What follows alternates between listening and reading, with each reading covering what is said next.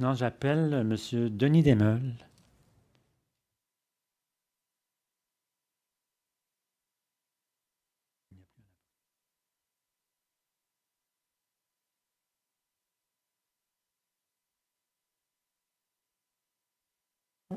Bonsoir, M. Dame. Bonsoir, monsieur. Denis Desmeules, citoyen de Québec. La question s'adresse à M. Bergeron, suite à ce que vous avez mentionné tout à l'heure, à l'effet que le pipeline est une alternative au train. Par cette affirmation-là, est-ce que vous confirmez que lorsque le pipeline va être installé, il n'y aura plus de trains qui vont circuler avec du pétrole? Tout d'abord, monsieur...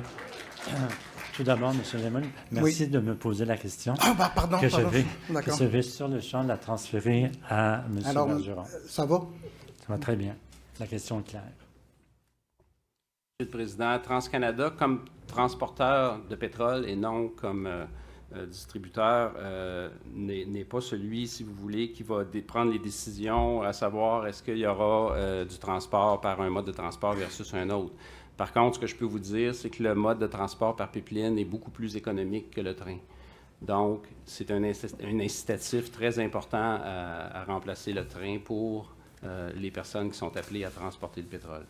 Mais est-ce que le train sera vraiment remplacé par le pipeline, Monsieur le Président? Bien, écoutez, je pense qu'on va étudier le dossier. J'ignore complètement, avec le 1,1 million de barils par jour, est-ce que ça va faire en sorte que les trains seront moins utilisés? J'ai aucune idée, là, si nous commençons l'étude. Par contre, j'aimerais profiter de votre question pour soulever une question à M. Bergeron, qui pourrait mettre la table peut-être à la rencontre que nous aurons incessamment. Vous avez fait référence dans le cadre de votre présentation qu'il y avait des accidents de pipeline conservateurs de 1,18 accidents par 1000 km par année, que vous avez réduit en utilisant des facteurs de modification à 0,34. Et ensuite, vous nous avez indiqué que par le train, il y aurait 18,4 accidents par million de milles par année. Et là, je vous avoue que si vous pouvez nous... Cette deuxième partie des accidents par train, ça vient de votre document, pas de votre présentation. Je peux vous dire quelle page...